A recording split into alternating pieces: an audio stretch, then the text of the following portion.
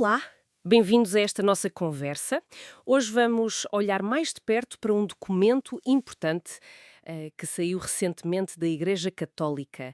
É o documento final da Assembleia do Sínodo dos Bispos, aquele sobre a sinodalidade. O título completo é Para uma Igreja Sinodal, Comunhão, Participação, Missão. Exato. E só para contextualizar, isto não surgiu do nada, pois não? Foi um processo longo. Longuíssimo. Começou em 2021, com uma fase de escuta muito alargada, mesmo a nível mundial. Dioceses, países, continentes. Inédito, acho eu. Sim, em termos de escala, sim. E depois culminou com as duas assembleias, em Roma, em 2023 e 2024. E temos também aquela nota de acompanhamento do Papa Francisco, que é importante. Pois é, então o que vamos tentar fazer aqui é perceber as ideias principais, não é? O que é que isto muda, ou propõe mudar, e o que é que pode significar, no fundo, para a vida da Igreja. Tentar desempacotar um pouco este texto. Exatamente. E é um texto denso, reflete mesmo esse esforço todo de escuta, de diálogo, de discernimento. E o foco, como o título indica, está na sinodalidade. Ou seja, não é tanto sobre o que a Igreja acredita, mas mais sobre como é que a Igreja vive, como opera, como decide em conjunto. É, no fundo, uma proposta de estilo de vida eclesial. Uhum. Então, se calhar começamos por aí, pela nota do Papa. Ele aprova o documento, manda publicá-lo, diz que faz parte do magistério ordinário, Certo. que são os ensinamentos, digamos, oficiais. Mas logo a seguir acrescenta que não é estritamente normativo e que a aplicação vai precisar de várias mediações. Quer dizer, isto parece um bocadinho ambíguo, não? É para levar à letra ou é mais uma sugestão? Pois é uma nuance-chave e acho que reflete bem a natureza de todo este processo. Ao dizer que pertence ao magistério ordinário, o Papa dá-lhe peso, claro. É uma orientação séria, autorizada, pede-se que seja acolhido, que as igrejas locais, as dioceses, tomem decisões que estejam em sintonia com ele. Mas ao dizer que não é estritamente normativo e precisa de mediações, ele está a reconhecer que isto não é um livro de regras para aplicar já e da mesma forma em todo o lado. A sinodalidade é um modo de ser. E isso precisa de ser vivido, encarnado nas diferentes realidades, nas culturas locais. Precisa de tempo, precisa de discernimento em cada contexto. Há aquilo a que chamamos inculturação, não é? Certo, adaptar à realidade local. Exato. E processos de decisão que considerem as circunstâncias de cada lugar. Ele até cita a Amoris Laetitia, lembrando que nem todas as questões precisam de uma resposta única e centralizada e que é bom procurar soluções inculturadas. Portanto, é mais um rumo, uma direção, do que propriamente um conjunto de leis novas e fechadas. Precisamente. Um mapa, uma bússola, como dizia, e a prova de que o processo continua e não está fechado é a criação daqueles 10 grupos de estudo. Ah, sim. Vão aprofundar temas que a Assembleia viu que precisavam de mais reflexão. Coisas como as relações com as igrejas orientais, a formação dos padres, o papel do bispo, até questões mais delicadas, teológicas, canónicas. E há também uma comissão para rever o direito canónico. Ou seja, o Sínodo lançou bases, mas o trabalho continua. E aquela ideia de restituição. O Papa diz que devolve o documento ao povo de Deus. É interessante este ciclo. É muito interessante. Ouviram a base, depois houve o discernimento em Roma e agora a responsabilidade volta, digamos, para as comunidades implementarem, com o apoio dos dicastérios e da Secretaria do Cinto. Exato. Reforça essa ideia de circularidade, de corresponsabilidade. Não é só de cima para baixo. É um fruto que volta à terra onde começou a germinar, para ser cultivado localmente. Faz sentido. Vamos então mergulhar no documento em si, na parte 1. O que é, afinal, esta sinodalidade? O texto define-a como, deixa ver, o caminhar juntos dos cristãos com Cristo e para o reino de Deus. Orientado para a missão, implica reunir, escutar, dialogar, discernir e decidir em corresponsabilidade diferenciada. É muita coisa, mas parece mesmo um modo de ser igreja. É isso tudo. E a raiz disto, teologicamente falando, é muito importante. É a dignidade que vem do batismo. Todos os batizados partilham desta dignidade. Isto quer dizer que não é só a hierarquia, não são só os padres e os bispos que tenham um papel ativo na vida e na missão da Igreja. São todos os fiéis. Uhum. O documento valoriza muito o sensus fidei, o senso da fé. que é como que um instinto espiritual que os crentes têm para a verdade do Evangelho. E este sentir do povo de Deus deve dialogar com o discernimento dos pastores. E na prática, como é que se fomenta isso? O texto fala muito da conversação no espírito. Parece ser um método concreto, não é? Sim, é apresentado como um método, mas eu diria que é mais do que uma técnica de reunião. É uma prática espiritual. Ah, ok. O objetivo é criar um ambiente onde se possa escutar em profundidade. Escutar a palavra de Deus. Escutarmos uns aos outros com atenção. E escutar também os sinais dos tempos, o que se passa no mundo. Para quê? Para discernir juntos para onde é que o Espírito Santo está a guiar a comunidade. Não é só trocar opiniões, é procurar juntos a vontade de Deus. Percebo. E a ligação à missão é muito forte, está sempre presente no texto. Não é uma igreja focada nela mesma. De forma nenhuma. A sinodalidade não é para a Igreja se olhar ao espelho. É o estilo, o modo de ser que, segundo o documento, permite à Igreja ser mais fiel à sua missão de evangelizar o mundo hoje. Quer ser um testemunho de unidade na diversidade. Aquela imagem bonita da orquestra, não é?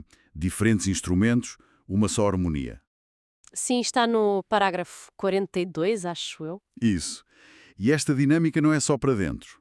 O caminho sinodal é visto como sendo, por natureza, ecuménico, para ser percorrido com os outros cristãos e também aberto ao diálogo com outras religiões, outras culturas. Reparei numa coisa logo no início e depois nesta primeira parte. Dão muita ênfase à conversão, à penitência, falam em reconhecer culpas da Igreja contra a paz, a criação, os pobres, por não ter escutado. Parece quase uma condição para se poder viver a sinodalidade. Sem dúvida. É um ponto muito forte. O documento sugere que só uma igreja que é humilde, que reconhece as suas falhas, as suas resistências à ação do Espírito, é que pode verdadeiramente caminhar junta e abrir-se-á à missão. É um apelo a uma conversão que é pessoal, mas também institucional, para que a sinodalidade não seja só uma palavra bonita, mas algo real, vivido. Ok. Avançando para a parte 2. O foco aqui são as relações dentro da Igreja. Falam numa conversão das relações, inspirada em Jesus. E nota-se uma preocupação com quem se pode sentir excluído. Mencionam pessoas em situações matrimoniais diversas, questões de identidade, orientação sexual. O que é que se propõe concretamente? Bem, o ponto de partida é essa necessidade de relações mais autênticas, baseadas na escuta, no diálogo. E aqui entra um tema centralíssimo, a relação homem e mulher. O documento reafirma com muita força a igualdade radical em dignidade e a reciprocidade entre homens e mulheres, baseada no batismo. Citam Gálatas, não é? Já não há homem nem mulher, pois tudo sois um só, em Cristo Jesus. Sim, essa base é clara. Mas vai além disso. Reconhece os problemas que existem. Sim, sim. Reconhece explicitamente a dor que muitas mulheres, leigas e religiosas, expressam por causa do machismo, do clericalismo que ainda existem na Igreja. E faz um apelo forte para que se usem todas as possibilidades que o direito canónico já permite para a participação das mulheres em lugares de responsabilidade e liderança. Diz mesmo que não se pode impedir o que vem do Espírito Santo. Isso é forte. Contudo, naquela questão específica do acesso das mulheres ao diaconado, o documento registra que há posições diferentes, que não há consenso e remete o assunto para um aprofundamento teológico pastoral, para os tais grupos de estudo. Ou seja, reconhece-se o problema, a questão está na mesa, mas a decisão fica Fica adiada. adiada. Exatamente. E isso pode ser visto como frustrante por alguns, Imagino que sim. mas reflete talvez a tensão real que existe entre a escuta alargada, que traz muitas vozes, e a necessidade de chegar a um discernimento comum, a um consenso, que nem sempre é imediato.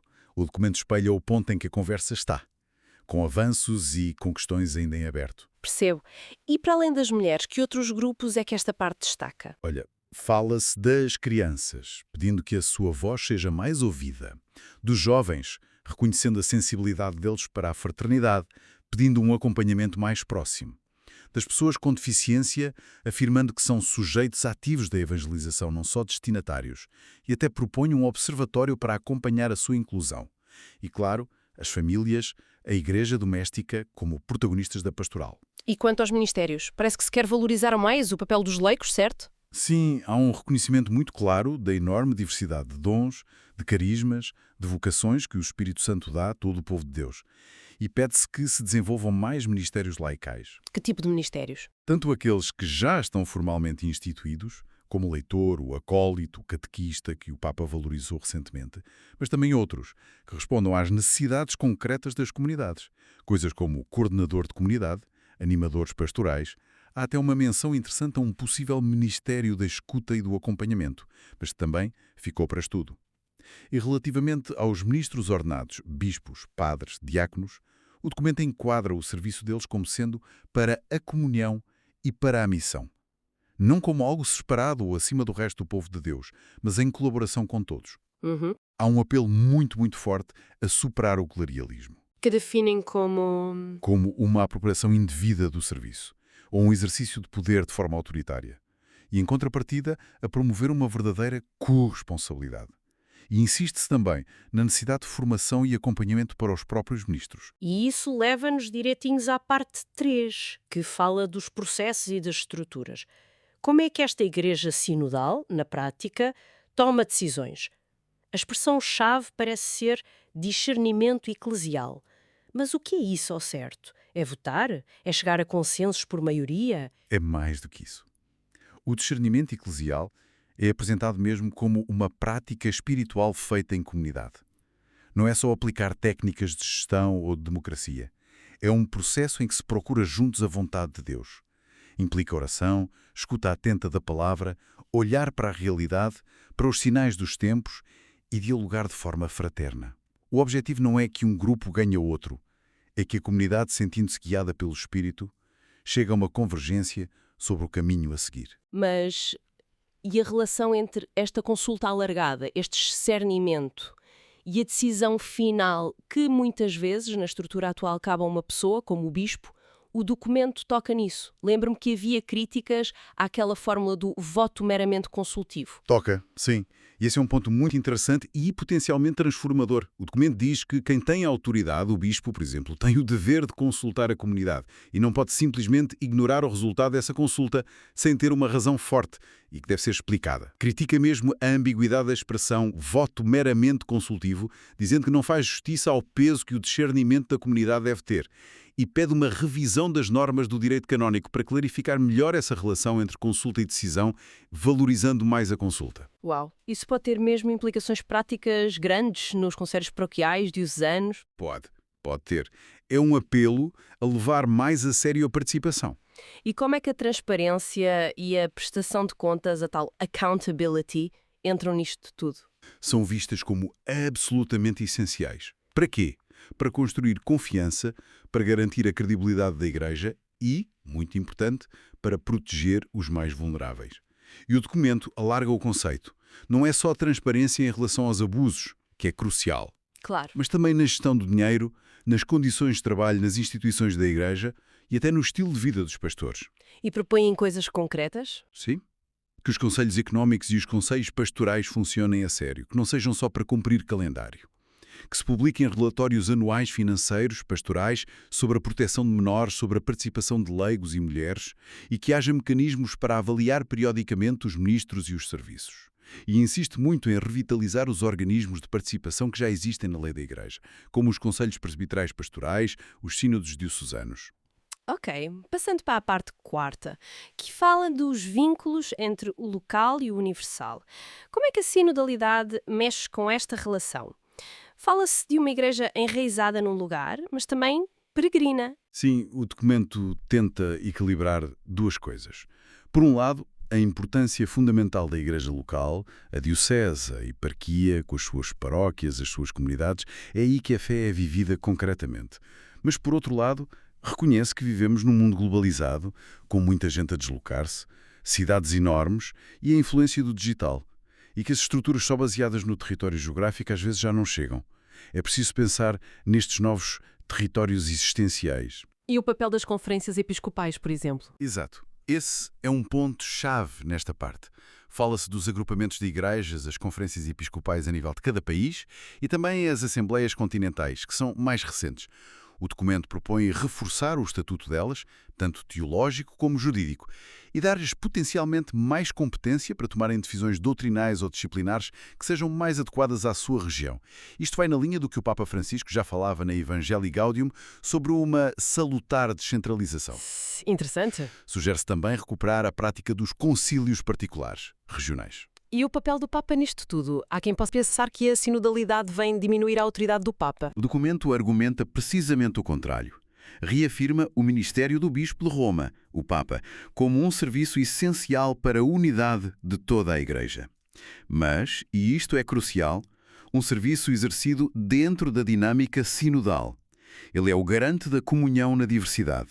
E o ponto que eu acho fascinante é que liga isto diretamente ao diálogo ecuménico. Como assim? Retoma aquele convite do Papa João Paulo II, na Ut Unum Sint, para se encontrar, juntamente com os outros cristãos, formas de exercer o primado do Papa que possam ser reconhecidas por todos, como um serviço à unidade. Ah, sim, lembro-me dessa ideia. E menciona até o documento recente sobre o Bispo de Roma como um passo nessa busca. Ou seja, a reflexão sobre como ser igreja sinodal por dentro está ligada à busca da unidade com as outras igrejas. É muito interessante. E há também uma atenção especial às igrejas orientais católicas que já têm uma tradição sinodal muito forte. Pede-se respeito pela autonomia delas, pelas suas tradições e que haja mais troca de dons entre Oriente e Ocidente. E até propõe criar um conselho dos patriarcas e arcebispos maiores orientais junto do Papa. Bem, estamos a chegar ao fim, à parte 5, que se foca na formação, o envio final, também eu vos envio. Se a Igreja quer ser assim, sinodal e missionária, tem de se preparar para isso, não é? Que tipo de formação é que se propõe? A palavra-chave é mesmo formação para a sinodalidade. E a proposta é que seja uma formação, primeiro, integral, que abrange a pessoa toda. Intelectual, espiritual, humana, pastoral. Segundo, contínua, ao longo da vida toda, não só numa fase. E terceiro, muito importante, partilhada. Partilhada. Como assim? Que leigos religiosos clérigos se formem juntos sempre que for possível. Para quê? Para aprenderem na prática a caminhar juntos. O foco não é só acumular saber, mas desenvolver capacidades de relacionamento, de escuta, de discernimento em conjunto, de colaboração na missão. E há áreas que são destacadas como prioritárias para essa formação? Sim, várias. O ambiente digital, por exemplo. Como usá-lo de forma crítica, consciente e também missionária. A cultura da proteção, o safeguarding. Formação específica sobre prevenção de abusos, escuta das vítimas, acompanhamento. E a doutrina social da Igreja para que os cristãos sejam ferramenta de justiça, de paz, de cuidado da criação, de diálogo na sociedade. E sobre a formação dos futuros padres e dos bispos? Falou-se tanto do clericalismo. Abordam isso? Muitas vezes critica-se o isolamento dos seminários? Abordam, sim, diretamente. Pede-se que a formação dos candidatos ao sacerdócio e também a formação permanente dos padres e dos bispos seja ela própria em estilo sinodal. O que é que isso implica? Implica, por exemplo, mais contacto com a vida real das comunidades, colaboração com leigos e leigas, incluindo mulheres na própria formação, treino em discernimento comunitário, em liderança que serve e uma paixão renovada pela missão. Chega-se a pedir uma revisão da Ratio Fundamentalis, que é o documento base para os seminários, para incorporar esta visão sinodal mais a fundo, incluindo a dimensão ecuménica. A ideia é formar pastores para esta igreja sinodal, e não por um modelo que já não responde. Bem, percorremos o documento de uma ponta à outra. Se tivéssemos de resumir a grande ideia, parece ser esta aposta forte numa igreja que se vê como um caminhar juntos, não é? A sinodalidade, onde todos os batizados são chamados a participar na missão. E isso exige uma conversão nas relações, nas estruturas, usando processos mais participativos, de escuta, discernimento, decisão. O que é que podemos esperar agora? Qual é o próximo passo? Olha, acho que o mais importante é mesmo sublinhar que isto não é o fim da linha. É um marco importante, sim, um impulso forte que vem do centro, mas a viagem continua. A concretização disto tudo vai depender imenso de como for acolhido, traduzido, discernido nas igrejas locais, em cada cultura. Vai exigir paciência, vai exigir persistência e certamente vai encontrar resistência, é natural. A imagem final do documento, a do banquete de Isaías, lembra a meta. Uma igreja mais inclusiva, mais missionária, uma casa aberta para todos. mas é um caminho. Para fecharmos, fica talvez uma pergunta para quem nos ouviu pensar. O documento sonha com uma igreja que seja harmonia na diversidade, que seja sinal e instrumento de unidade para um mundo tão fraturado como o nosso. Mas sendo realistas, num tempo com tanta polarização, dentro e fora da própria igreja, será que este apelo a caminhar juntos vai conseguir gerar a conversão e a confiança necessárias para que isso aconteça mesmo? Ou como o próprio Papa Francisco disse no fim da Assembleia, corremos o risco de ficar só pelas palavras, sem que os factos acompanhem. É um desafio grande que fica no ar.